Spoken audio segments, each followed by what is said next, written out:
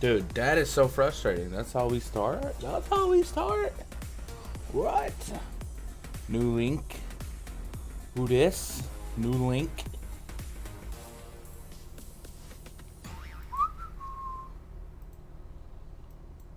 Dang, if I had that transition though. And we just got kicked off the air. Fudge. I guess I better delete this other one. Hopefully people will find the new one. Delete forever.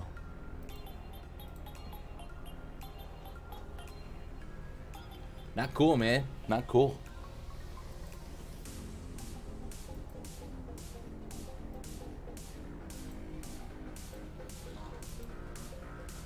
I don't understand. I don't understand that, Evan.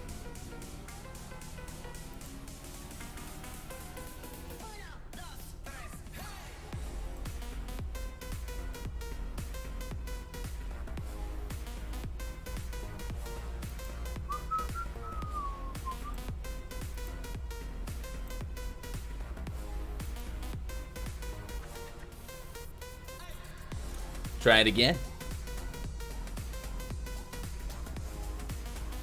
Unable to connect to chat. Please try again later.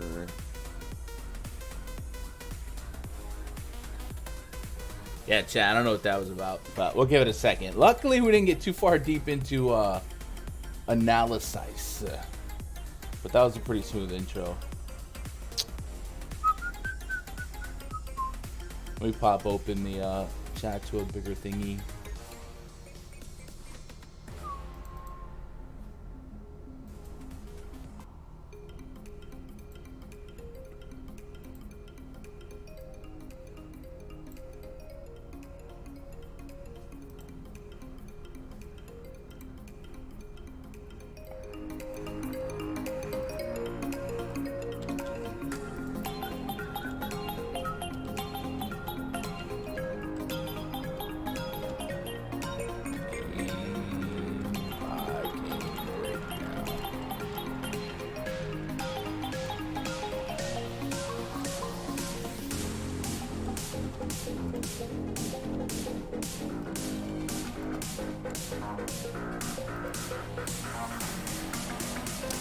Back like we never left. Yeah, I don't know. I don't know what happened. Happened the other day too. We'll give it a second. I think we're good.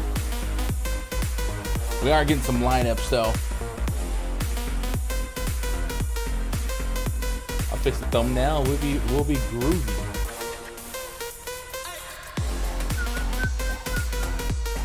How we doing, chat? Solid picks, dang lazy mofo. I think we saw a Jonathan in the previous incarnation. Let's get that saved, uploaded. I think we're good.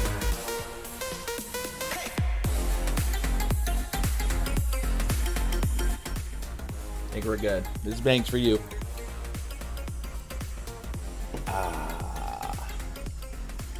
Anyway, chat. As I was saying before, I was so rudely interrupted. What's up, Obi-Wan? Hopefully it doesn't happen again. I honestly have no idea whether it happened. It just Streamlabs lost control. I have to see if I can maybe figure out if there's an optimal setting to where it would hang on for 10 seconds if we ever burped internet connection. I am hardwired, 1 gig. Shouldn't happen, but every now and then it happens. What up, Obi-Wan? How we doing, boys? Hope you guys are having a great day. Thankfully, that didn't happen in the middle of a couple of game analysis or something like that. We're getting some lineups out. We got 28 teams doing battle tonight, weather permitting. No Yankees, no White Sox, but other than that, everybody's on the slate. So we have plenty of pitching, plenty of hitting to play around with. My first look this morning, man, I really thought we could have some fun with pitchers, get a little creative depending on opposing matchups. So we're going to go game by game, kind of peruse through and see if we can't follow up on those initial inclinations. And yeah, if you guys have already done some research, man, drop some fire in chat, drop some knowledge. And if you guys have already done some like weather information looking up thingies, let me know. It looks like our big trouble spot might be Milwaukee and Pittsburgh. Everything else looks like it could be tame enough to go after. So I'll be looking at that. What up, Andrew Collins? How we doing, brother? You guys doing all right today? Big Friday. You guys know the drill. Hit that thumbs up. Show some love. Tomorrow we'll have the first look video, I believe. I don't think we're streaming on this channel again until Monday, I think. So let's make it a good one, right? Let's make this one count, and let's start talking about some baseball. You guys know the drill. This stream brought to you by PrizePicks.com. Bro, PrizePicks starting to look a little cray up there. Look at this board, man. We got NFL props up there. We got NBA Summer League props up there. CSGO, MLB, CFL, Big Three basketball, some MMA. No matter what your expertise is, and I think the most fun thing is that, like, if you were a NASCAR guru or a tennis guru, or you watch Valorant esports or CSGO, like, you could bet all this stuff in the same card. It's amazing. So you don't have to just go there looking to dominate one sport. You can put it all together, and maybe you find one soft line on 3 different categories, and you put it together, make some money. PrizePicks.com. If you sign up and you use code GUNDACKER, they're gonna show me some love. So let them know that I know that you know that they know that I sent you. And we all get loved. And if you sign up using code GUNDACKER, you get double your deposit up to $100 on your first day. So we'll have some fun with that. Looking at their strikeout props today, a couple of these we might have some fun with, but Zach Wheeler 7, and you can even use these props versus your DraftKings lineups, right? If these projections are pretty sharp. So you'd be like, okay, they think Zach Wheeler could have 7 strikeouts today. I better play him in DFS, and vice versa. Tyler Alexander has a 2.5K prop. That's pretty low. Desclafani's at 6. So that's one way to peruse through. We'll maybe bounce back here. If you guys have already looked at some Prize Picks numbers and you like a couple of O's or U's, let me know. And we'll have some fun. Let's get cranked up, though. Phillies hosting the Cincinnati Reds. First game on the docket. Tyler Mahle taking on Zach Wheeler. Just popped a Mahle. I'm sweating. Reds with an implied run total of 3.8. The Phillies 4.8. One of the lowest total games on the slate. Zach Wheeler is on he's on a new level. He is potentially in line to pick up that Cy Young for the National League with DeGrom going down. And don't quote me, but his chances of being NL MVP maybe not 0 either. 49.5 DKP. He went all the way off against the Mets, a 2-hitter, 11 strikeouts on Roy Halladay day out there in Philly. He's looking to curtain call that, and I noticed this earlier with Charlie Morton. Like, how do you do this, right? 49.5. How do you do this? And then go down in price your next start. So I just don't feel like Zach Wheeler's too far out of reach for me to play him. I think he's perhaps the best pitcher on the slate. So he's going to be in the player pool bar none no matter what. He's going against a menacing Reds offense, but they still have some strikeouts baked into this projected lineup. A lot of 1 and 5, a lot of 1 and 4 strikeout potentials. And then, of course, you take them out of Great American Ballpark, and they become a little less menacing. So Zach Wheeler, we're kind of betting on talent here. I think his strikeout potential is xFIP being under 3 to both sides of the plate. He's got to be in the pool for sure, right? Tyler Mahle, a 25% K rate to righties, 32% K rate to lefties.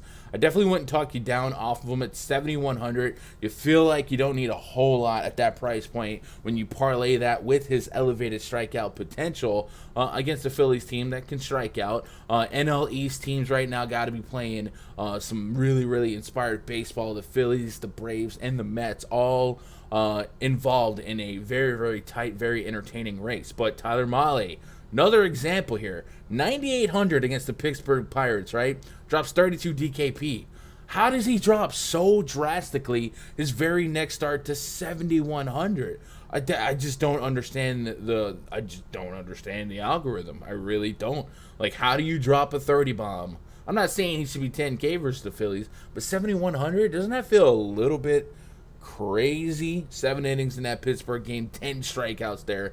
I just feel like his strikeout propensity a little bit too high. And think about the total here. Not like the Phillies are projected to drop a touchdown, right? So I think both pitchers very much in play, especially at their price points today on DraftKings. So we're adding them to the pool. If we had to isolate weaknesses for either pitchers and try to cherry pick some options here, it's really more so on the Molly side than the Wheeler side. Zach Molly is allowed a 219 home run per nine overall to righties, but being that his home park is the Great American Ballpark, perhaps the most home run friendly park, I think it's fair if we go pull up his Fangraphs card and try to look at his away versus righties split. So let's go to Fangraphs, Tyler Mahle, and check out away VR. Away VR, let's go to this one. Home run per nine is 0.51. So the bulk of his home run problem is that 4.39 at home, but on the road it's been a lot better. So I think I'm in on both pitchers here.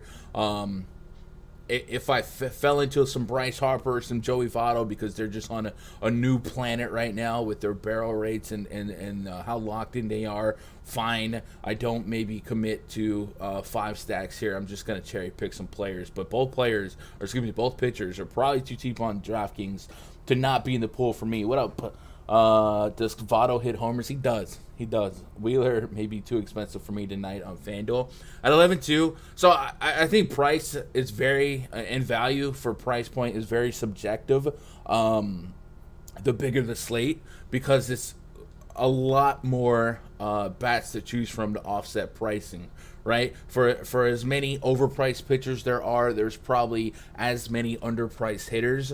And once lock is locked, man, price is out the window. Who's going to score the most points? So if you think Zach Wheeler and his pedigree right now has a shot at that quality start, that win, and over a strikeout per inning, which he does in every matchup he pitches against, I wouldn't overrate or overthink the price point because all but 2 teams are projected to play. And there's going to be plenty of 2K homers and stuff like that. So don't write him off if you think at the end of the day he's a top 3 scorer, top 2 scorer on FanDuel, because you're going to get home run potential. You're going to get value in each position. So I think pitcher being the highest floor start game to game in terms of projections for fantasy baseball is something that you really should prioritize. I don't necessarily love this matchup against the Reds. They've been pretty hot, but don't dismiss them just because of price.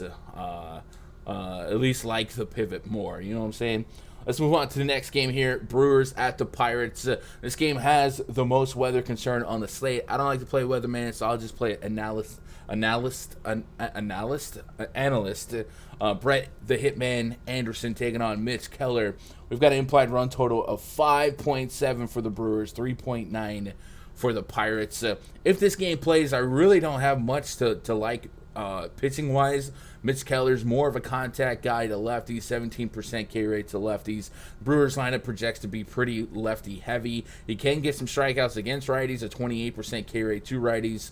Last year, a 24.6% K rate this year, but an elevated xFIP to boot, and a 296 average allowed this year, with a 1.8 home run per nine this year to righties. So there just feels like on a 14-game slate, I can get away with not playing rain-threatened Mitch Keller. Brett Anderson, pure contact guy. You throw him out there to eat some innings. The xFIP is fine, right? Like he's pitching to contact on purpose. It is the Pirates, but at 7,200, I mean, that's Tyler Mahle. Mahle can go get me some strikeouts if he gets into Jimmy Jam. So no pitchers here. Brewers with this run total, you have to look their way if this game's going to play. Pirates bullpen is very exploitable. Mitch Keller, pretty exploitable, especially if we isolate his righty splits and the power allowed to righties.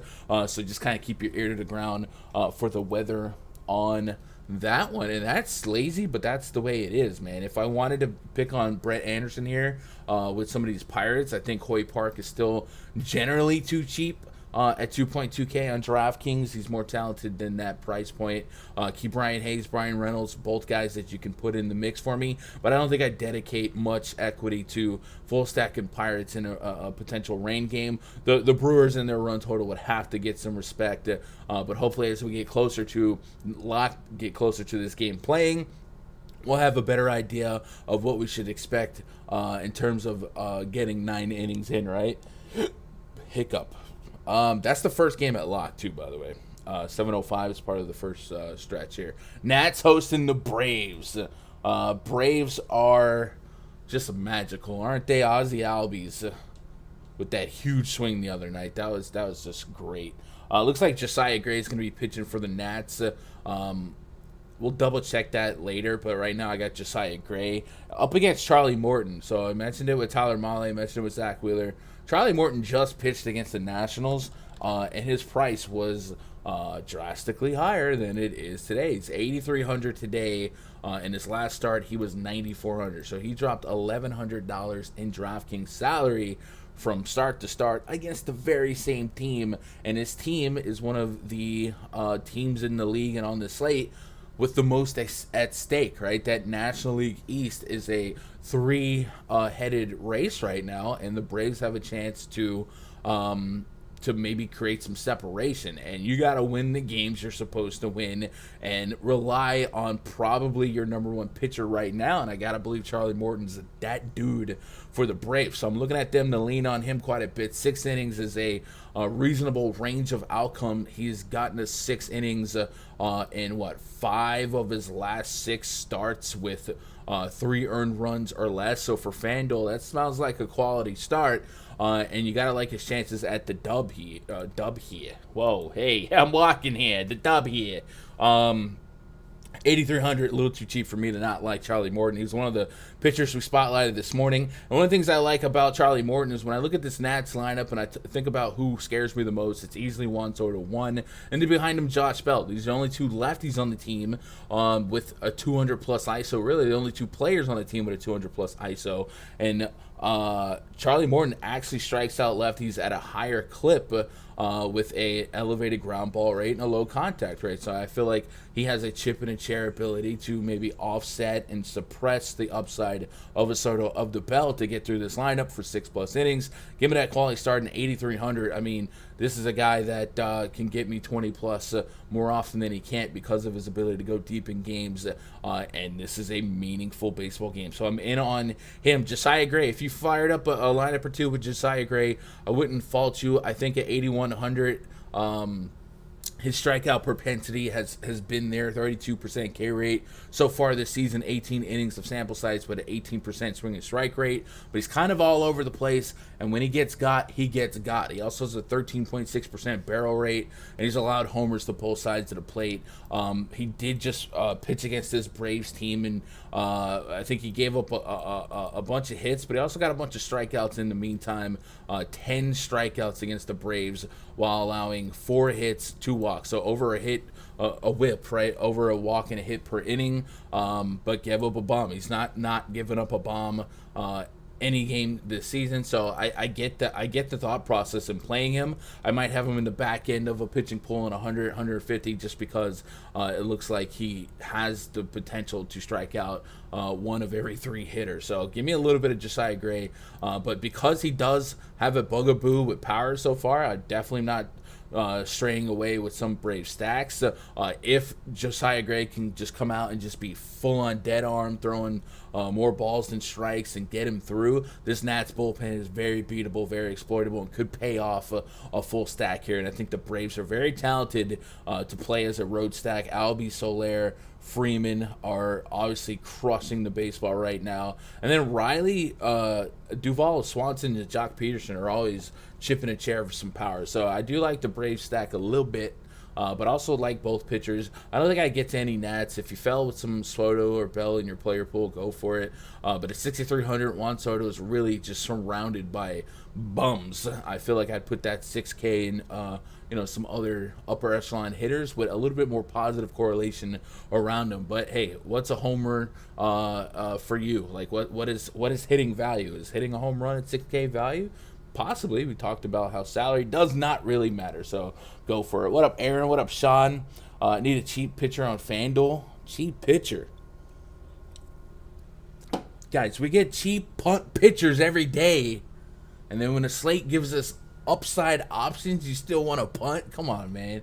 Punting pitcher is like the least successful way to win at MLB DFS. But we'll look. Define punt while we're shopping.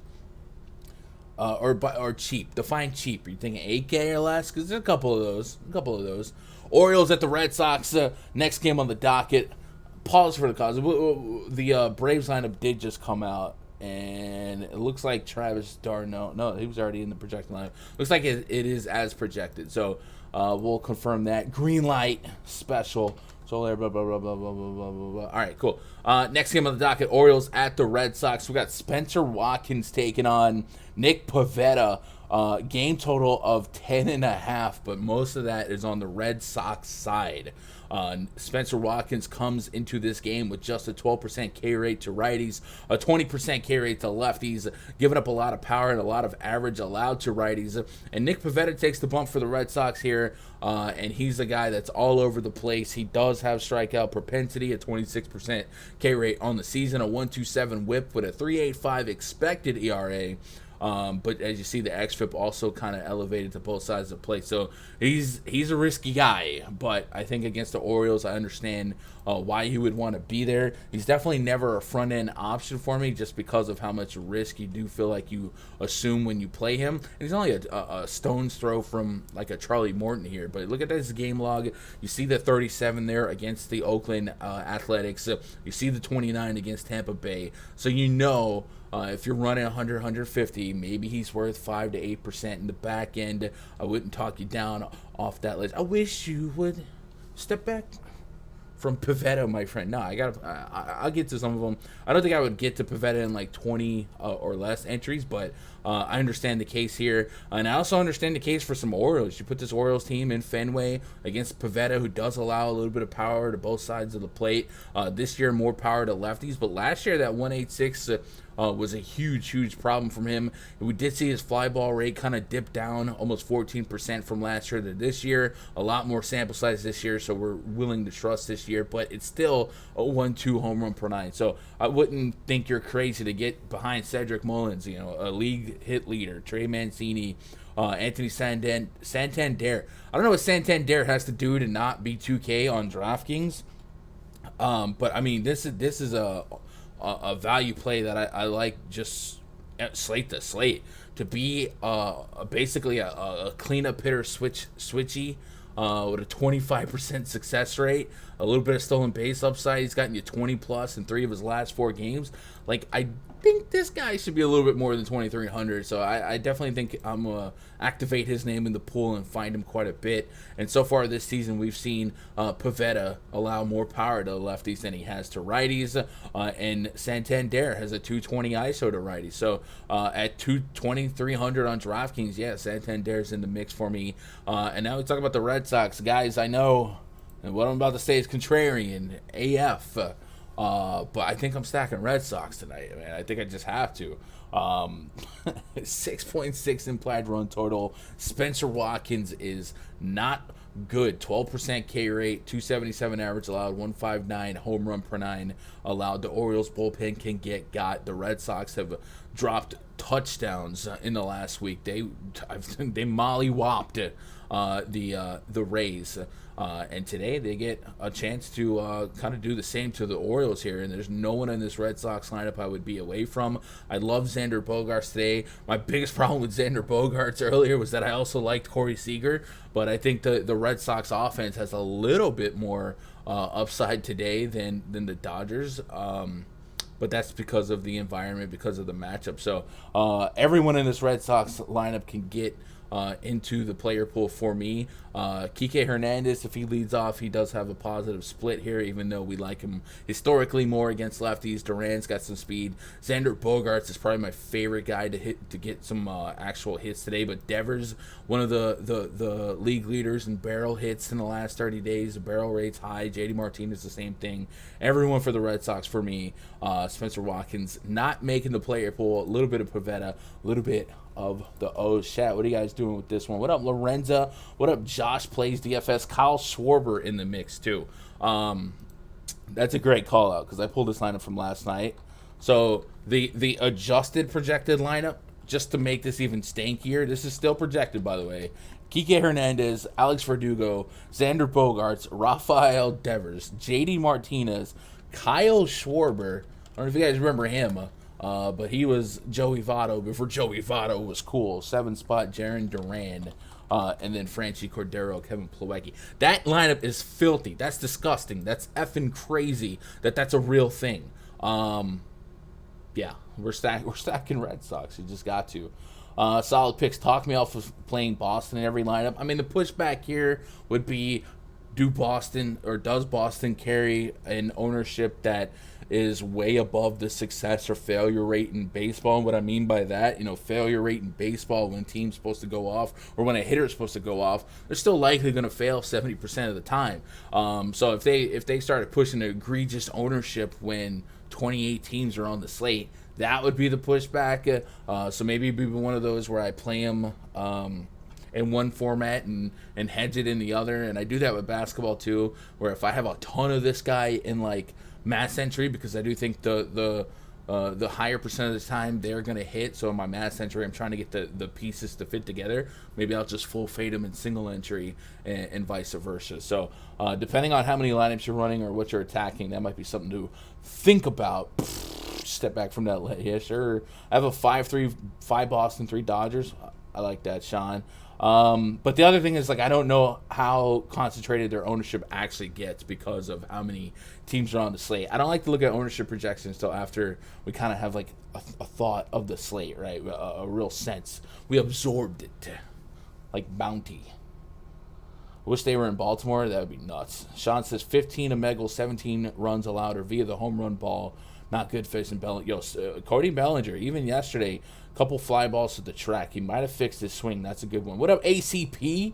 How we doing, bro? Project Mayhem. Let's go. Kyle Schwarber's back. He's projected to be in that lineup today. A lot of people probably didn't even realize he ended up on the Red Sox while there was that fire sale, right?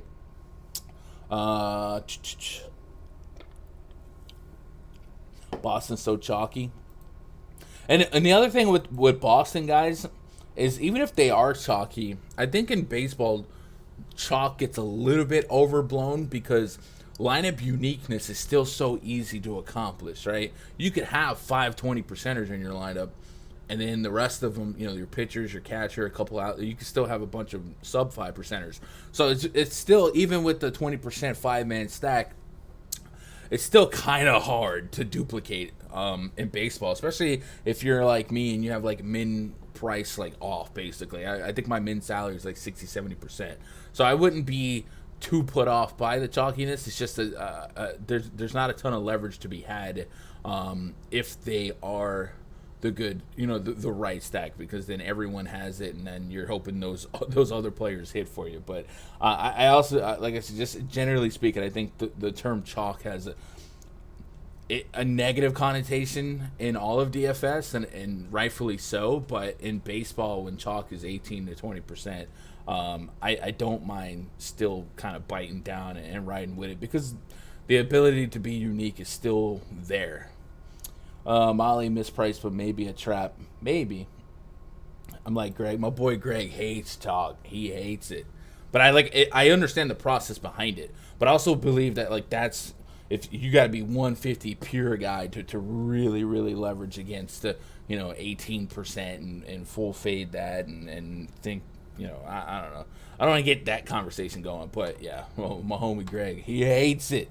He hates it. Dodgers lineup did come out. Trey Turner, Max Muncy, Will Smith, Corey Seager, AJ Pollock batting 5th, Chris Taylor, Cody Bellinger's batting 7th, and then former Yankee great Billy McKinney batting 8th.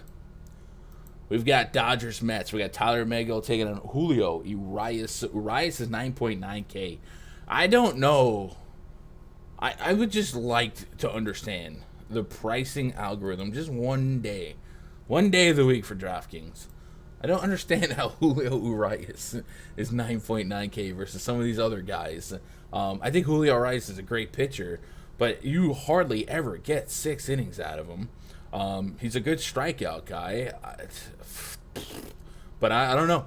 I think you put him in your pool. I think he's probably my least favorite AK and above points per dollar. But he's definitely not somebody I want to pick on. A 24.6% K rate to righties, 32% to lefties. This Mets lineup probably going to be half and half, like my sweet tea and a cranberry juice. But I still think he's viable. Tyler Megill on the other side here. Megill's a guy I have played more than I should have this season, but his weakness is pretty doggone glaring, and that's lefties. A 5.39 xFIP to lefties, a 284 average allowed to lefties, and a 2.5 home run per nine to lefties with a 55% fly ball rate. I mean, Max Muncy, Corey Seager, Cody Bellinger, three guys that should profile extremely well, and their righties aren't bums, right? Trey Turner can get on base, cause problems, make you pitch out of the stretch real fast. Will Smith, one of the better hitting catchers in the league. So I definitely think the Dodgers are very stackable in play. I wish their lefties were a little bit higher bunched up, but the matchup's fine. And I think the Dodgers are just an elite team that I almost don't care who they're going against. You got to have some equity and some stake in them on any slate from here on out. So 90 degrees out there in Citi Field. That's one of the higher temperatures you're going to get from a New York game. So give me some Dodger stacks. And then Julio Urias really doesn't have any glaring weaknesses except this number, 1.78 home run per nine to lefties, but the xFIP is 3.4. Does allow a high fly ball rate. I think Dominic Smith's maybe. There's really not a lefty that you would chase with that kind of stat anyway. Maybe like a Kyle Seager, Anthony Rizzo type. But I'm not really going to go after that. I think the Mets, if I cherry pick them here, cool. I think the Dodgers bullpen's really solid. I think Julio Urias is pretty solid. So I think the Dodgers stack for me. And if you want to cherry pick some Mets bats, I wouldn't fault you. No Tyler Megill for me. Right? Like, I'm not stunned if he strikes out some of these righties and then gets through Urias, but I just don't know that he breaks a slate at 8,600 today for me to have him. I don't know. If he comes in at like 1%, which he might, maybe you just click his name and he goes full-on Aaron Nola, but I don't think he's necessary. Yeah, no. What up, great filibuster? Conforto's finally heating up. Maybe Conforto takes advantage of that. I don't see him in the projected lineup, but it's still projected. Who knows? No Austin Meadows. No. Why? Why would you not play Austin Meadows in this matchup? Literally, look at his splits.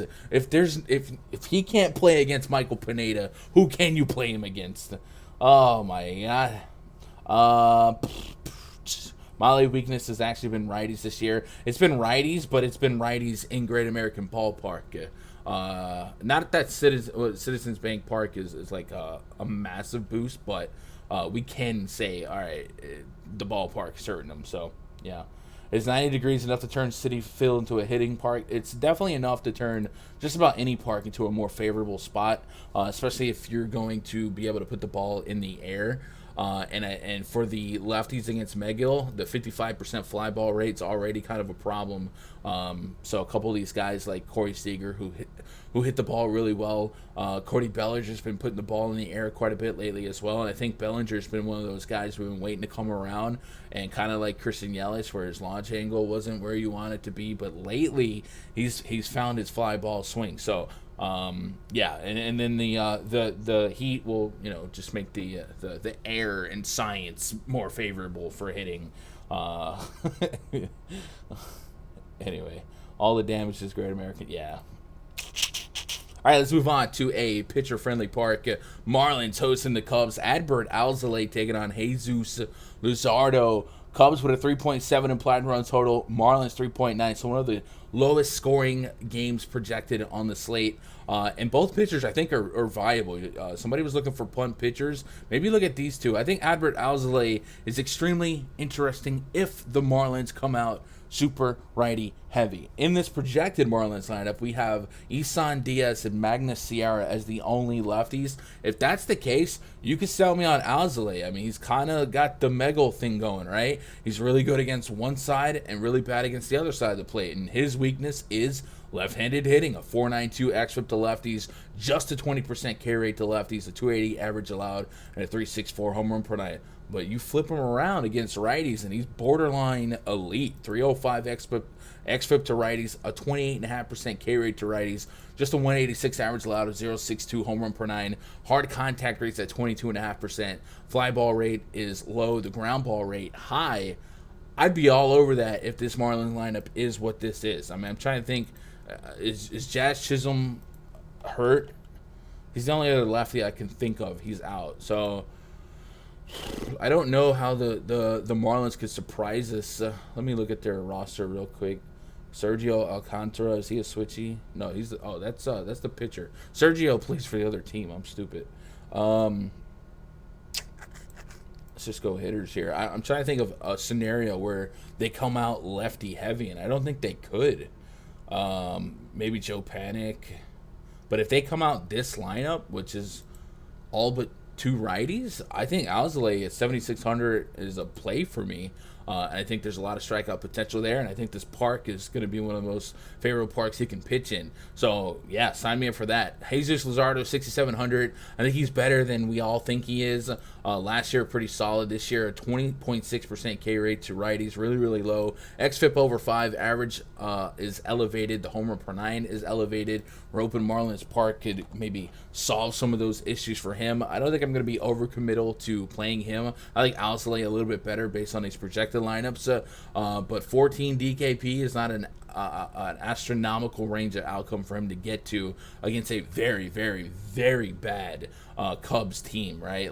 2 of his last 3 starts, tougher matchups. Really, 3 of his last 4 outings, I wouldn't say starts, are in bad matchups. He got up to 80 pitches his last 2 outings, so I do think 80-plus pitches against the Chicago Cubs, this incarnation of this Cubs lineup, is viable chip and chair territory to have a really strong game. Look at these K rates in this projected lineup: 38%, 26%, 43%, 33, 26. You got the pitcher spot. It's a lot of strikeouts to be had, and he does have a 13.4% swinging strike rate overall. So there's a world where Luzardo's a good play, and there's a world where Alzolay's a good play today. I mean, just look at these lineups. You're really not running to stack these teams. So I will sprinkle some of these pitchers into the player pool, and based on the confirmed lineup, I might adjust to have a little bit more than maybe I should. But Alzolay is kind of my problem, man. Why can't I quit you? I seem to play him and like Alex Cobb way more than I should, and I think today might be another one of those days.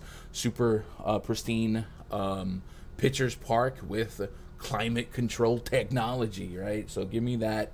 No bats here. What are you guys doing for this one before we move on? Dalbec might be the best Boston bet. Points per dollar, maybe. We got football tonight. We got preseason tonight, Eric, which is still fun. I might dabble with the preseason soon, but I also don't want to get burned out because we got an extra week of regular season this year, and we're gonna be pumping out the NFL content like we do every year. But this year we got a whole schedule with spreadsheets and stuff. It's wild. So make sure you guys are subscribed to the channel if you want to get that fire NFL content, bro. The ball will fly in DC today. I'm with that. Billy McKinney revenge. Mets felt so poorly of him they traded him to the Dodgers for some minor league scrub. Sure.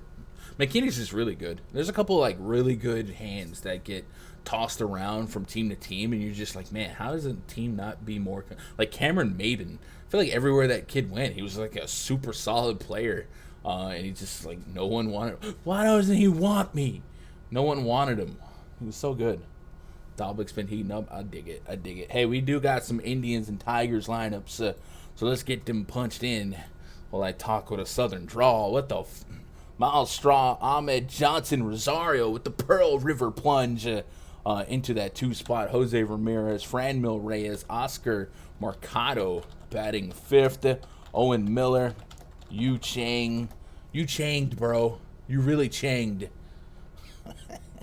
Austin Hedges is batting 8th, and then Ernie Clement in the 9 spot. And then for the Tigers, we've got Robbie Grossman, Jonathan Scope, Miguel Cabrera, Jamer Candelario, Renato Nunez is in the 5 spot. Former Oriole, I believe. Eric Haas is in the 7 spot.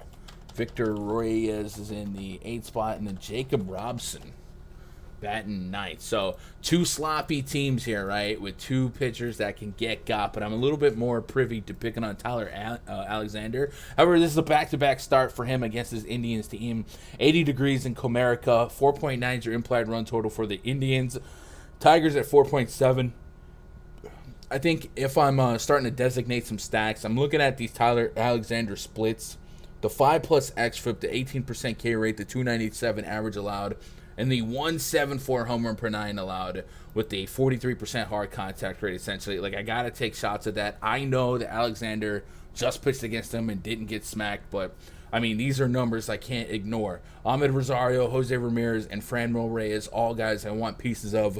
And Alexander's allowed a 10% plus barrel rate, and Franduel Reyes is the guy with an 18.6% barrel rate on the season when he's making contact. So give me at least those 3, that lane of Indians, Rosario, Ramirez, and Franduel. And because I know that the Tigers bullpen can get got, I'll probably be in on some Indian stacks, but it's not a sexy list here. So I don't have to give up too much equity because most of my stacks, I'm going to want them to be really 1 through 4 and then kind of mix that 5th one around. So I don't need to get too many combinations of that to achieve it. So I could probably live with 5 to 6% in 150 lineups. Yeah, I know.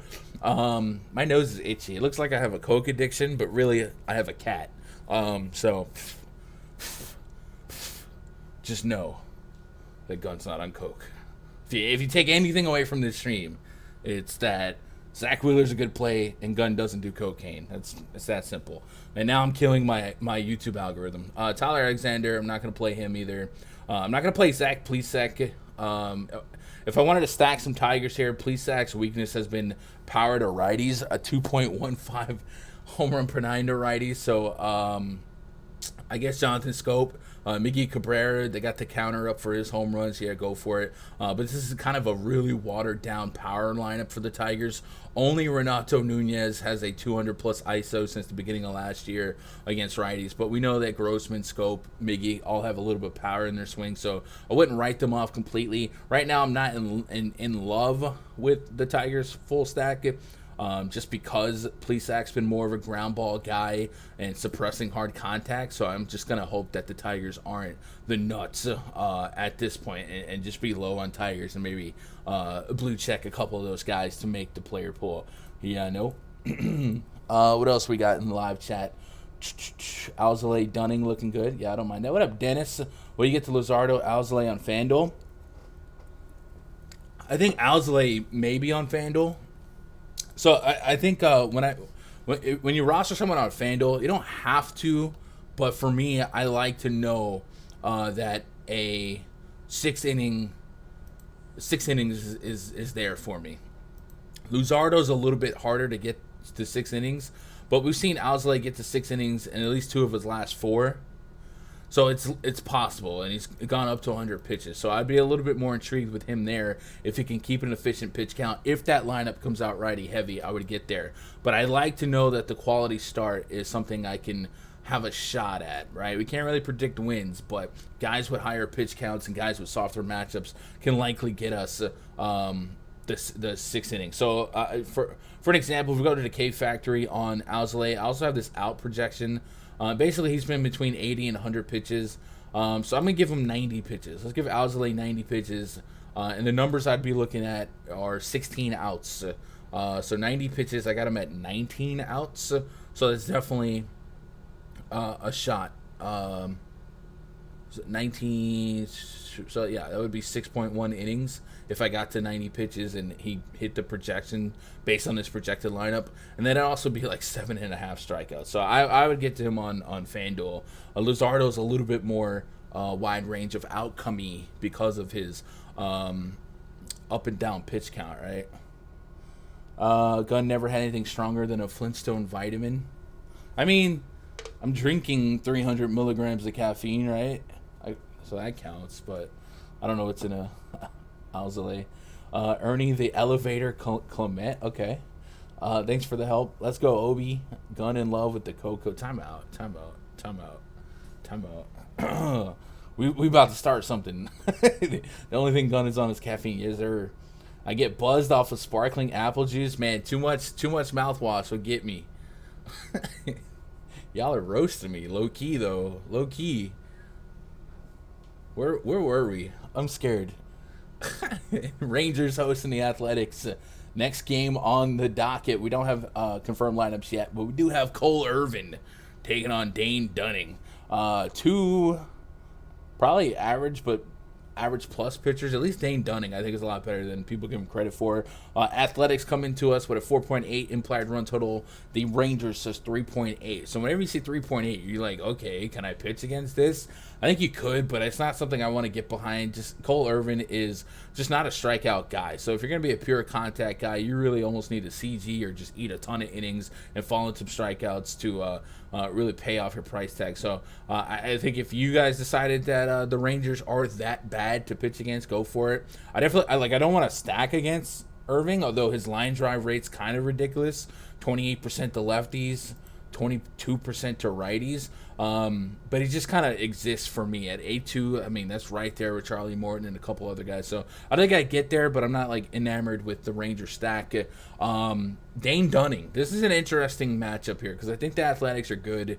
And Dane Dunning, I think, is good as well. At home this year, a 309 xFIP, 26% K rate, a 0.47 home run per nine, keeping the ball on the ground and keeping the ball out of the air. So with the roof closed in Globe Life, I do think he could suppress some upside, but it would at least need to explore the viability of a guy like Starling Marte. Guys, I don't think I've seen such a consistent game log in quite, maybe like Joey Votto's week, but like Starling Marte is just getting it done in so many different aspects of the game, right? Doubles, a little bit of power here and there, and a lot of bit of stolen bases. And stolen bases, man, those dogs will hunt. He had 3 stolen bases in one game against the Angels, and he's on some type of just stretch where I'm clearly he's going for the stolen base title this year, and he's crushing it. And you could probably argue the only reason he didn't have a stolen base yesterday is because his team had 17 runs and the other team had 0. So what a consistent game log here. So if you can land to, like, if you're not going to stack the Athletics, but you land on a 6K left in your pool and you got Starling Marte money. Oh, we getting Marte money. Yeah, I think he definitely fills out a lineup, and he's going to offer a lot of floor for a baseball player. A little power, a little hit for average, and a lot of stolen base potential. So give me some of him. Dane Dunning will throw strikes to the right side of the plate. Maybe you get him through the game quick enough, fast enough, you get into that bullpen. But I just had to point out how really, really solid for fantasy Starling Marte is right now. And he's definitely somebody I'm going to be leaning on a lot down the stretch. I don't think I get to Dunning here. I do respect him as a pitcher. This game just kind of exists, right? We don't have to make a decision on all 14 games in terms of what we are and are not playing. I think this is one of those games I just mostly stay away from and hope it doesn't burn me at the end of the day. I'm not really going to invest in 5-man stacks. If you thought Matt Olson could get a big swing, go for it. Starling Marte's huge floor kind of guy. But for the most part, I think both pitchers do their job in suppressing power, eating innings, and maybe this doesn't become the Jets and the Dolphins. See what you guys got in the live chat before we move on to the next one. We're 1 million strong and growing. 1 million? What does that mean? I'm confused. Dane Dunning is definitely a former WWF wrestler name. Maybe. I can't think of a Dane or a Dunning. Leading 5 Dodgers now. Trey Turner's pooped 11 homers off of McGill's 2 main pitches. Pooped. 5 Dodgers better. Shanso, Boston Chalky. Yeah, okay. Trey Turner and Will Smith have crushed 4-seamers. Yeah, I mean, you should be able to crush 4-seamers in baseball. I get it. I wouldn't talk about. I'm definitely not gonna. Sean has said some crazier things than sacking Dodgers, so I'm gonna let him have that one. Chat. Cardinals at the Royals. Next game on the docket as the train comes in. We do have a confirmed Royals lineup with Merrifield, Nicky Lopez, Salvador Perez, Carlos Santana, Andrew Benintendi, Hunter Dozier, Ryan O'Hearn, and Emmanuel Rivera. And Gerard Dyson, not Michael A. Taylor, in the 9th spot. So Royals lineup about as royally as it can look. You do got the big boys up top, Merrifield, Salvi, and then Carlos Santana. Instead of being in the mix with Salvi and Merrifield, they kind of spread it out a little bit more, throw Nicky Lopez in the mix. Jack Flaherty is on the bump for the Cardinals, and we haven't seen a lot of Jack Flaherty this season. Matter of fact, we have just 62 innings of sample size. Coming off of the injured list, we might have to do some digging and try to come up with a projected pitch count. So he hasn't pitched since May 31st, where he threw 83 pitches. So I guess we're going to pull up his minor league card here and see what we might project Jack Flaherty to throw in terms of innings. So we're going to go to MLB.com. We're going to type in the word Flaherty, and our computer's going to be like, oh, okay, you typed in Flaherty? Let me get to that in a minute, boss. Yes, sir. Ryan Flaherty. He's still in the league? Kinda. Should I reassess my process if I landed on Dodgers? Which probably. Just throw it all out. It's all bad. Cancel all your subscriptions. Let's go. We want to look at game log here. So Jack Flaherty, some rehab starts. July 27th, he went 2 innings. August 1st, 3 innings. August 6th, 4 innings. Looks like he's been pretty solid. 5 strikeouts in the 3 innings against Gwinnett, 3 against Tulsa, 1 homer allowed against Tulsa. I wish I could have number of pitches, but I don't. They didn't fill out that column, so being that he hasn't gone more than 4 innings in the minors, I think we have to like project him low, right? Maybe 80 pitches. Is 80 pitches against the Royals in 80-degree temperature? Like I probably stay away from that, but I understand why you would want to get to it. Like even at 80 pitches, he might. And 80 pitches is kind of an obscure number. Maybe chat. Maybe we get like a beat writer to give us a pitch count. But you got to imagine they're going to slow build him back up, especially a team that really doesn't have a lot of dogs in the fight here. Maybe you don't break your one of your aces here. So says manager Mike Schilt previously suggested Flaherty would be an option to make his return during the club's ongoing series in Pittsburgh to begin the week. After further deliberation, however, the Cardinals will reintegrate their ace into the pitching schedule this week in KC. He won't have to bat for himself because it's AL game. Says Flaherty built up to 75 pitches in 4 innings, so he's not expected to face. Okay, so 75 pitches. Might be able to add plus 10, plus 15, so maybe he does have 90 in him. He's not expected to face any significant restrictions with his workload when he makes his first appearance with the Cardinals. So I'll give him a soft 80, but 90 sounds like it could happen. So maybe it is worth looking at Flaherty. It does look like in the minors he was playing as a fly ball pitcher lately. 0.29 ground out to air out ratio, 0.75 his last 2 starts, and then prior to that, he had this ground ball game going. So it's kind of all over the place. But 90 pitches may be there. And this is a Royals lineup that you can beat. So this might be more of a gut call, guys. I don't want to sway you one way or the other. I think if I had to make my player pool right now, I don't force him in there. But if I felt a little bit more confident about his stuff right now, I'd understand it against the Royals. So I'm probably going to sit and watch and hope he doesn't break the slate. But it's definitely a Royals team that has some strikeout propensity in it. So go with your gut. I think I'm going to stay away. Mike Minor pitching for the Royals here against righties, a 4.42 xFIP. We really want to focus on these righty splits because the Cardinals will be super righty heavy. 22.4% K rate, 250 average allowed, 164 home run per 9. Cardinals are picking up the DH spot, so maybe beefing up their lineup a little bit more, unless they just give it to Matt Carpenter, which they might, or they put him in there and then give maybe like Goldie or something a DH spot. So I think the usual suspects against lefties, Dylan Carlson, Goldie, Arenado, even some Yadi Molina can make the mix for me, but I don't think I'm full stacking the Cardinals. This game has pretty meager run totals, 4.6 for the Cardinals, 4 for the Royals, so might be one of those exist games, and I just kind of watch from the distance, right? Talk me off the Cubs. Don't play the Cubs. Wisdom's looking good to me. That 45% K rate is looking good. Lord, give me the strength to play good plays and the wisdom to know the difference. What up, Tall? Cards bullpen's been in much better shape, so I don't need to push Flaherty. Yeah, 8.3K. Like, I understand it.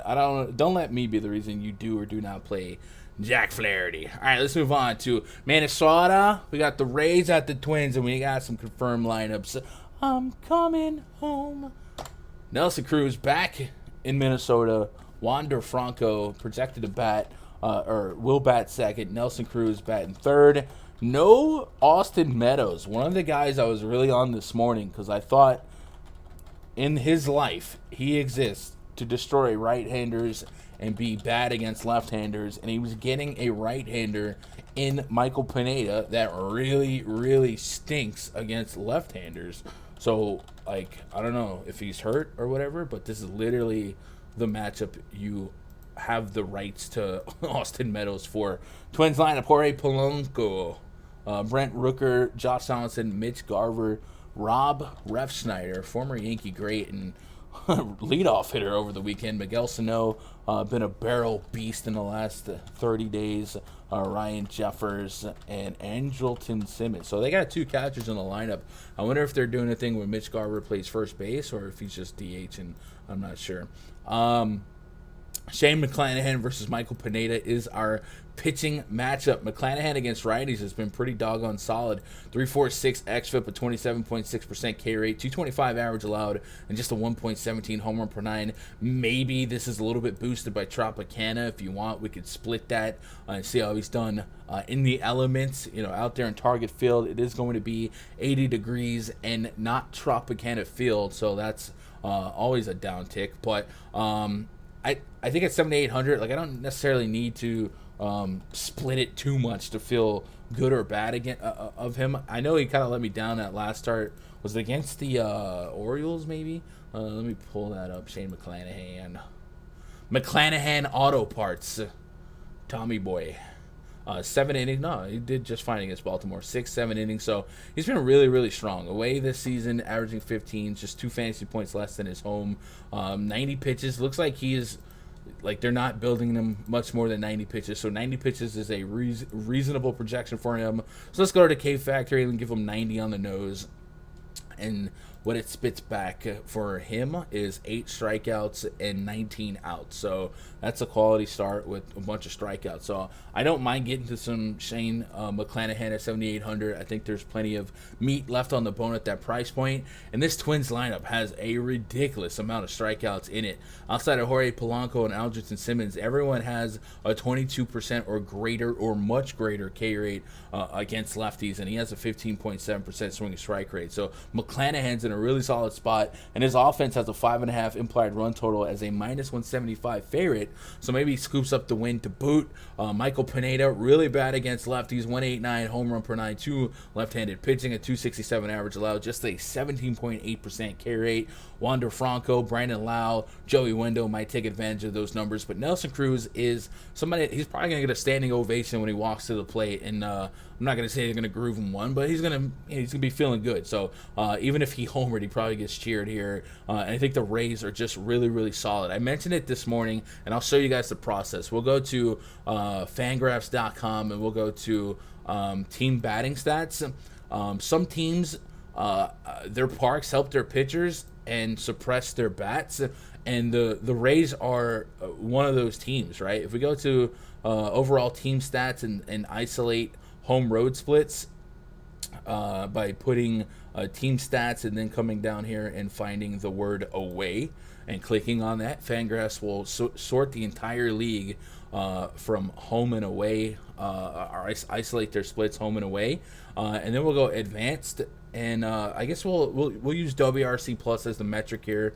Home WRC plus, road WRC plus, whatever. Tampa Bay has the second highest WRC plus on the road, miles behind the Houston Astros, by the way, and we'll talk about them. Remember that, because they're on the road as well. But they are really doggone solid as a road team. And then also, if we go to home runs on the road, I'm kind of curious to see where they land as some road sluggers.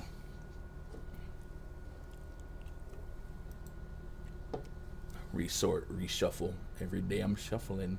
They're 4th in the league in homers on the road. So they like not being in Tropicana. So I do like the Rays as a stack today. I do think the Twins bullpen is exploitable. And I like McClanahan as a play as well. So we're with that. Sean says one thing about Flaherty is the Cardinals always give him run support. Okay, relax. Pitcher run support is a dangerous, slippery slope. But, yeah. Carlos Santana reminds me of a West Side Story. Yeah. Okay, solid pick. Let's go. McClanahan getting that long leash now. He only had one batting versus the Orioles. They stuck with him and they let him go. Yeah, I think no matter what, it seems like 90 pitches is probably where they want to be with him. They don't want to be too much higher than that, which is fine and understandable and reasonable. Let's move on to the next game here. Angels hosting the Astros. Zach Greinke on the bump, taking on Patrick Sandoval. 4.8 your implied run total for the Astros. 4.3 for the Angels. We just talked about it. Astros are clearly the best road team in baseball. Batting .308 on the road, 24 bombs, and their WRC plus is redonkulous, right? So I definitely think because of that, I like the Astros stack. I think Sandoval is kind of a guy that gets a little bit gets a lot of respect because of his strikeout propensity. 30% carry to lefties, 26% to righties, essentially. But the walk rates elevate to righties, and the Houston Astros are the lowest K rate team in all of baseball. So if you can put together the road splits, the fact that they're not going to strike out, and Patrick Sandoval does have a walk problem, maybe they get into this Angels bullpen, and this bullpen has definitely been a beatable bullpen. So I kind of do like the Astros stack in Mass Entry tonight. Zach Greinke, not somebody I'm going to play. It just doesn't give me the strikeout potential I want. I usually like to sniff out one or two righties for power to take him yabo. He does have almost a 2 homer per night against righties. We don't really look at David Fletcher for power. He'll get you a bomb when you least expect it. Maybe Joe Adele. Is Upton hurt? I don't see Upton in his projected lineup. This would actually be a spot where Upton would project well for me. Upton, so Upton might crack the lineup. He just wasn't in this projected lineup. So if he's in a lineup at 2,700, his metrics actually line, or at least him being a righty with a little bit of power, lines up well with the fact that Greinke gives up power to righties. Then outside of that, I just think the Angels are a team I'm going to stay away from. Walsh is back in the mix here. He's one of their better swings. And then Max Stassi, he's a catcher that maybe profiles decently. He's got a 4+ rating on the bomb detector. But I'm not too enamored with the Angels. You can give me some Astros here. I'm not going to play any Sandoval more than likely. And I'm definitely not playing any Greinke. This game also just kind of exists. Billy McKinney at 2K for the Dodgers. Must trade him to LA for nothing. Didn't give him a chance. How is that not motivation for a professional athlete? Holy response time, Batman. I guess. I don't know. I don't feel like so like the Mets weren't the only team that traded away Billy McKinney, right? Like I think he's been in the Blue Jays and Yankees system, so it is what it is. He's getting a shot. He's really good. I think he's good. But I don't know that he loses sleep over that. Blake Snell taking on Madison Bumgarner, Padres, and the D-backs. Padres 4.9 implied run total. D-backs 3.7.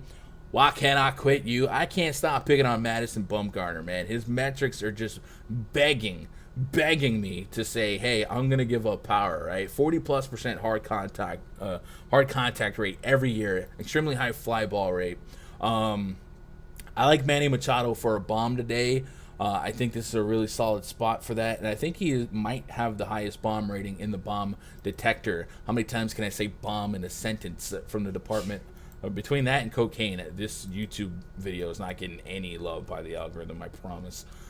So help me out with that thumbs up. Yeah, he's got the highest bomb rating on the slate today. Machado does, and it makes a lot of sense. So I like him against Mad Bum here. I keep stacking against Mad Bum, and it keeps not working, but I'm not going to stop now. Gosh darn it. We're at the slot machine. Tommy Pham, Manny Machado, Austin Ola, all guys I can justify here. A bunch of low strikeout guys. I really want to go for the guys with power, the elevated OPS. Tommy Pham and Manny Machado kind of stick out to me. You really wish they had Fernando Tatis for this spot, but maybe Will Myers gets an uptick in his lineup order as well. So I will be on some Padres here. The D-backs bullpen also one of the worst bullpens in all of baseball. If you look at the hit per 9+ and the home run per 9+ metric and the average, like they're really doggone bad. So I'm gonna try and pick on this 9-inning game and hope Mad Bum just ain't got it. Blake Snell, I have not been playing Blake Snell here. The D-backs lineup as poor and low power as they project. They don't have a ton of strikeouts in them. Josh Rojas, Ellis, and Mad Bum are the main K victims. Other than that, they're pretty kind of scrappy. So I don't think I take the risk and take the plunge on Blake Snell here. I'm not going to stack the D-backs, but if I fell into a Ketel Marte at 3,800, I'll allow it. Carson Kelly is a left-handed hitting machine. If he's batting in the cleanup or better spot, he's probably a little too cheap on both sides to not have a little bit of. But yeah, I'm not going to full stack D-backs, but a couple of these guys that are projected, like if I had Nick Ahmed, Ketel Marte, Carson Kelly, I'd be fine with that. Give me some Padres. Not playing either pitcher. You're Jack Mayfield revenge game. Let's go. Grisham is hot. I can get behind some Trent Grisham for sure. Padres aren't hitting any homers. That's a fool's errand going against Bum. The Zona bullpen's better lately. What do you mean? Padres no homer stack ain't winning a 14 gamer. So the Padres are still also extremely aggressive on the base paths, but in terms of like not hitting home runs, like I wouldn't really like write that off because they have their division matchups, like they have one of the toughest divisions pitching wise, and without Fernando Tatis, like it's a problem. As far as them like not hitting home runs, like I don't. What is that based off of? Are you just saying like recently they haven't been hitting home runs?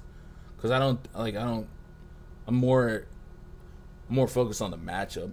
Mad Bum is Mad Bum, right? Mad Bum's been keeping the ball in the park somehow, but the metrics are still extremely high. So I'm projecting regression eventually.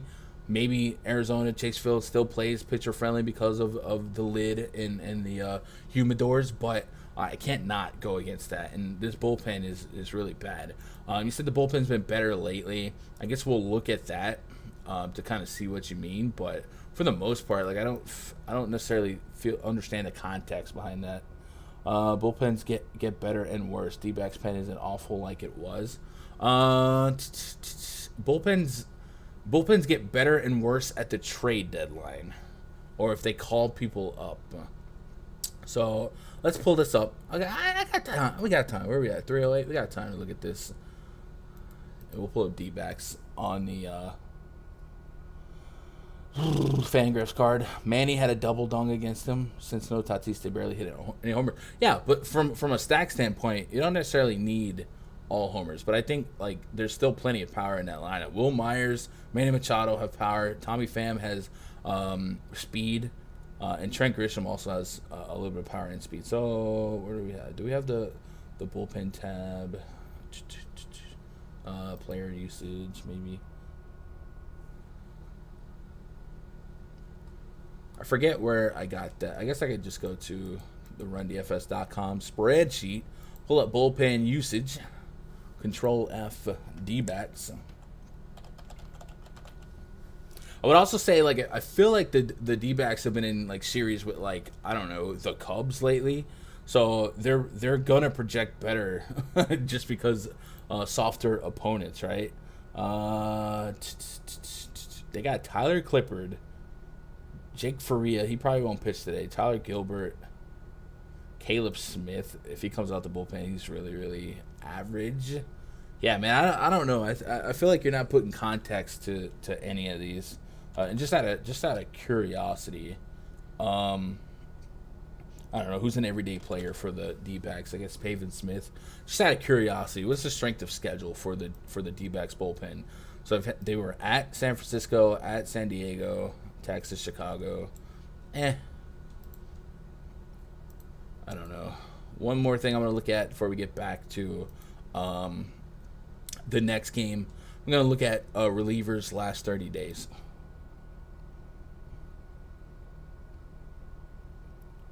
D-backs bullpen dominated the Padres last night. Dominated. All right, so let's go last 30 days bullpen relievers home run per 9. So Arizona's 10th in home run per 9 out of the bullpen, so they're still bottom 10. 4.41 xFIP from the overall relievers. 330. The BABIP's actually kind of high. Strikeout rate's kind of low. I don't feel like they've been elite by any stretch. So I don't know. I don't know. Is that contagious? I don't know. Let's move on to the next game. Rockies at the Giants. Anthony DeSclafani taking on Goomba Johnny. Austin Gomber. Implied run total for the Rockies 3.3. That's low. That's really low. Anthony DeSclafani 4.8 implied run total for his offense. Definitely have to consider him. Rockies are the absolute nut low offense on the road. DeSclafani's 9K. At home this season, DeSclafani 3.64 xFIP, a 23% K rate, 0.63 home run per 9 with a 48.4% ground ball rate and a sub 30% hard contact rate.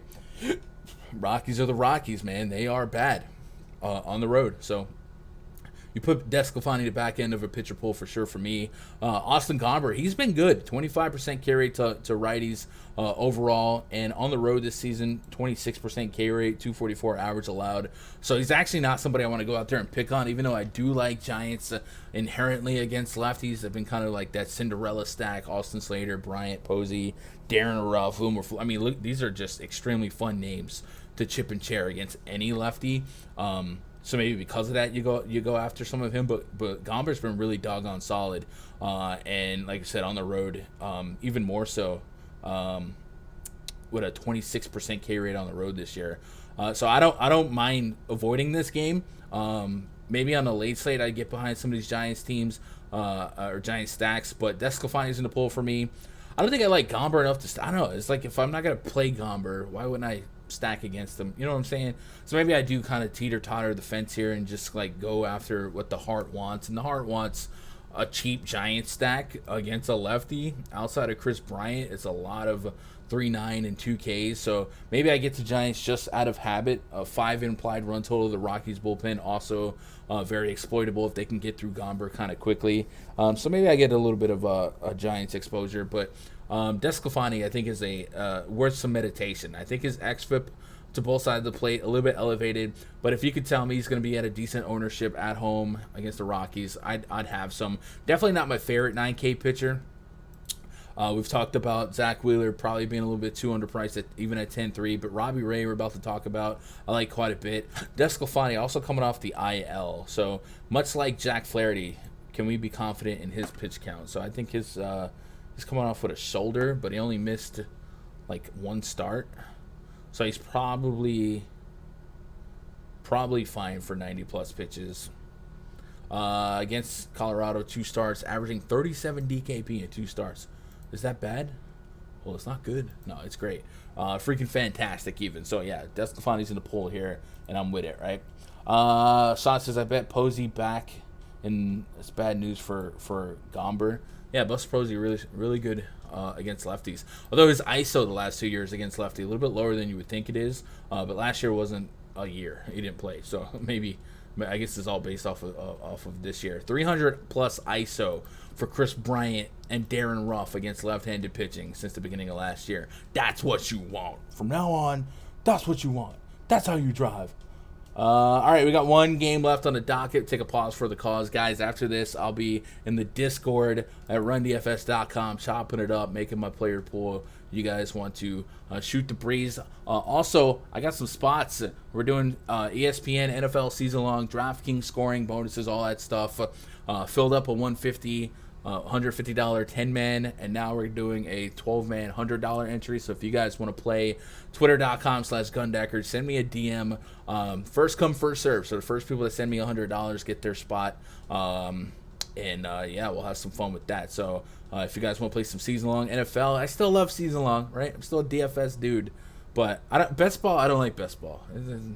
It's fine. Like, I enjoy the thrill of drafting, but I still like the weekly hunt for value or making trades and stuff like that. So if you guys are into playing GM, $100 will get you in this 12-man league, and we'll have some fun. We'll do a draft in probably 2 weeks. So anyway, RunDFS.com. This is going to be the last couple weeks where the month pass is still $20. When football comes back, you guys know the prices go back to the normal rates, which is like 30 a week, 55 2 weeks, and 100 a month.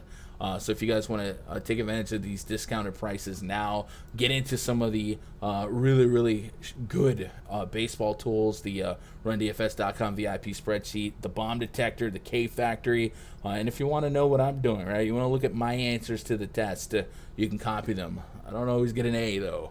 I'll have my player pool up, and you guys can kind of mirror. You can mirror, you can copy, you can disagree with everything, whatever you want. We have it for you. RunDFS.com. Get signed up. We'd love to have you. Let's get caught up on chat. Nothing. Bam. All right. Blue Jays at the Mariners. Last game of the docket. Robbie Ray taking on Chris Flexen on these haters. Robbie Ray is one of those guys that I feel like has some meat on the bone at 9.2K. I think DraftKings really made pitchers overall kind of soft priced. So I'm in on Robbie Ray. He's got himself a 30% K rate or better to both sides of the plate. The elevated xFIP to righties is fine to accept because it's still under 4, and it's a Mariners lineup I think strikes out enough against lefties that I can offset it with his potential upside. A 15% swing and strike rate, a 30% overall K rate, and on the road this year, 34% K rate with a 212 average allowed. Yeah, he's going to allow some power. It's going to happen, but I think his upside's too strong at 9,200 for me to not be invested in some Robbie Ray today. I might be off-put a little bit if he's over-projected ownership-wise, but I don't know how much is too much on a 14-game slate that would kind of get me away from him. I'm looking for 30. I'm looking for 30 in tournaments here. He dropped 28 against Seattle on the 29th of June. Last start he got up to 86 pitches, so maybe we can plus 15 on that, get to 100 again, and 100 pitches against the Seattle Mariners with that type of strikeout stuff is enough for me to be invested. So I do like some Robbie Ray. Not really there on Chris Flexen. Just doesn't have strikeout stuff to either side of the plate. That's been pretty solid in terms of ground ball rates and keeping the ball inside the park. But the Blue Jays are the Blue Jays, and George Springer, he's on a new level. Springer Dinger, man. This guy is what they hoped to get from him before the injury sidetracked him. Definitely think like if Springer had a full season, he could have been an MVP candidate. Last 10 games, we've got a couple double dongs here and there. The power is prevalent, and he's already up to 16 homers considering that he's been out so much. So I don't mind looking at Springer, Vladdy Guerrero. The thing with the Blue Jays is like they're really expensive. 1 through 4 in this projected lineup. 5K, 5'4", 5'7", 6'2". So you got to go up there and get them. But, man, look how much green is here. This is definitely a spot where the Blue Jays, if they projected under-owned, even not liking the power upside in the Chris Flexen metric, I just have to have some shots at this Blue Jays team because they're so good cumulatively. So I like the Blue Jays stack. I'm not really there on the Mariners. I am there on Robbie Ray. And that's all I got to say about that. That's your slate, man. All 14 games. Rock solid options all the way through tonight. So what we'll do here is we'll go back. We'll update some lineups that got confirmed. We'll see if that changes some thoughts. I know some of you guys might be out of here. If you're out of here, just do me a favor, hit that thumbs up before you do leave. But the rest of the class, you can hang out. We can talk a little bit more baseball. If you got some more piping hot takes like Sean V, drop them. Otherwise, tomorrow, look for a first look video. Won't be live streaming on this channel. I think it's I know I'm on Osmo tomorrow, but let me see who I'm with tomorrow. Osmo tomorrow and Sunday morning. So the live stream will be back here probably on Monday. But the first look video will be here tomorrow, not on Sunday. And then what time can you guys catch me on Osmo?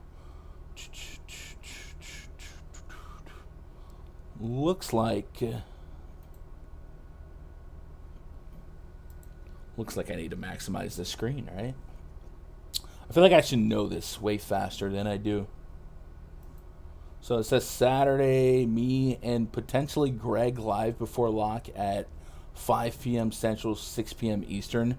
So Greg's really, really sharp. One of the best co-hosts I can get. So, yeah, me and Greg tomorrow. So go check that out tomorrow on the Osmo channel. Otherwise, let's get some lineups punched in here and see if we've changed some thoughts. So looking at the tippy top here, we do have both the Reds and the Phillies lineups. Pre-flop, we thought that both pitchers might be underpriced. Reds, India, Winker, Castellanos, Votto, Mike Moustakas, Tyler Naquin in the 6th spot.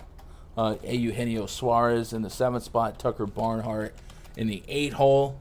So not a ton of differences, just one change there. Still plenty of strikeouts. Matter of fact, I think the strikeout rate went up with this lineup instead of Kyle Farmer. So still a strong spot for Zach Wheeler. Philly side, we got Odubel Herrera leading off for the Phillies here. He's going to replace Segura's 14% K rate with a 19 of his own. Segura batting second. Harper, JT Realmuto goes into that cleanup spot. Didi Gregorius in the 5 spot. Andrew McCutchen as a 6-hole hitter. Brad Miller, and then Ronald Torreyes. So Tyler Mahle, 7,100. Not a big strikeout spot for him, but I do think he's a lot better than that price tag. So I'm still kind of there on him, but he's not a lock by any stretch. I don't have any weather updates for this Pirates-Brewers game, but we do have confirmed lineups. Colton Wong, Willie Adames is batting second. Christian Yelich in the 3 spot. Eduardo Escobar, we typed him over. Omar Narvaez, Luis Urias, Jace Peterson. Did you guys see the game Jace Peterson had the other day? If you didn't, I think he had like 5 hits, 40 DKP. I mean, he was absolutely just ridiculous. I'll bring it up for you. He's first and second base eligible. With the Brewers having a 5.4 implied run total here, he might be someone that makes a lineup. He had 4 ribbies, a homer, 5 hits, and a double with 40 fantasy points. Just nutty. Just absolute nutty game. Jace on base. But that's our confirmed Brewers lineup. The Pirates lineup is looking like Hoyt Park, Ke'Bryan Hayes, Reynolds, Colin Moran. You were a Moran if you faded Moran yesterday. He had not 1, but 2. Smackarooskies, Stallings, Rodolfo Castro, Gregory Polanco, and then Anthony Alford. I still like him as a cheapo. He looked really good in the minors, so I like his numbers too. Eventually catch up with his major league production. Moving on, did the Nats lineup come out? It did. Victor Robles, batting leadoff, Escobar, Soto, Bell, Yadiel Hernandez, Carter Kieboom, Garcia, Tres Pereira, and Josiah Gray. So as projected, so we're still there on Charlie Morton. At least I am. Red Sox lineup not out, but the Orioles lineup is. Cedric Mullins. Anthony Santander is batting second. We literally stopped in spotlighting what he did or has been doing, and he got a better spot. So at 2,300, for as good of a player as he is and has been lately, getting a 2-hole spot in Fenway, potentially 5-6 at-bats, Santander might be one of my favorite value play options on the board. Trey Mancini, DJ Stewart, he had 2 bombs yesterday, I believe. Austin Hayes in the 5 spot. Pedro Severino, vote for Pedro. Michael Franco, Jorge Mateo, and Richie Martin. He bangs. No? Okay. No Mets lineup yet. I think that's it, right? Oh, we did get a Cubs lineup. So Cubs lineup. Or Matt Duffy. What? Matt Duffy's batting leadoff. Frank Schwindel. These are names, guys. These are absolutely names of people that play baseball. Patrick Wisdom, Robinson Chirino. There we go. A little big league action here. No Jonas Highway. No Wilson Contreras. He's easily their best player. So Sergio Alcantara taking on the 8 spot. So this line is really bad.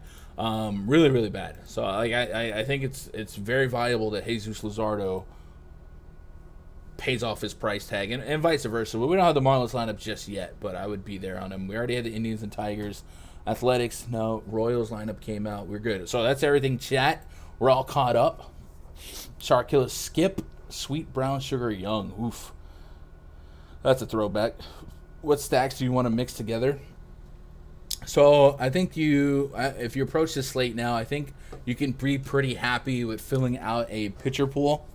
There's a lot of pitchers I can justify here: high end, middle end, deep end. I think Alzolay and Luzardo are great examples of pitchers that can, in a pitcher's park, beat the opposing lineup.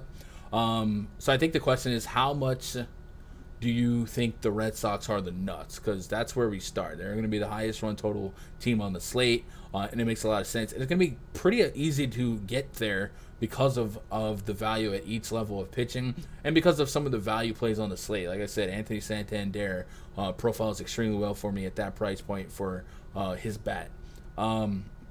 If you're okay with being on the Red Sox and just trying to differentiate your lineup elsewhere, that's a viable approach to this slate. Some of you guys have been really high on like the Dodgers. The Dodgers don't have an egregious run total, but they're still a really talented team. So I definitely wouldn't push back on that. In terms of high upside where people might not be at, I feel like the Blue Jays never get the love that they're supposed to get, and their price points might push people away, right? You just generally speaking, if you pull up a DraftKings right now and you look at the Blue Jays price points and you look at 1 through 4 are all well over 5K.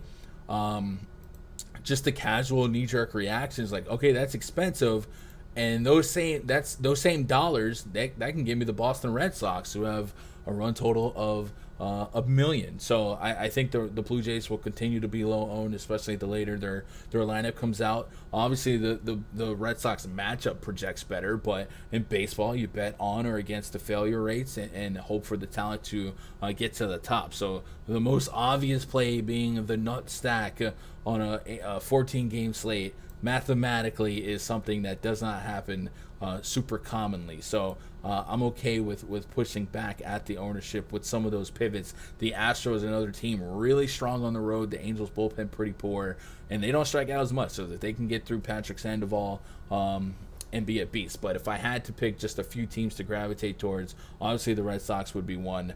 Who else did we want to pick on? I actually don't hate picking on Nick Pivetta a little bit because he does have some power problems. Maybe that game gets out of control.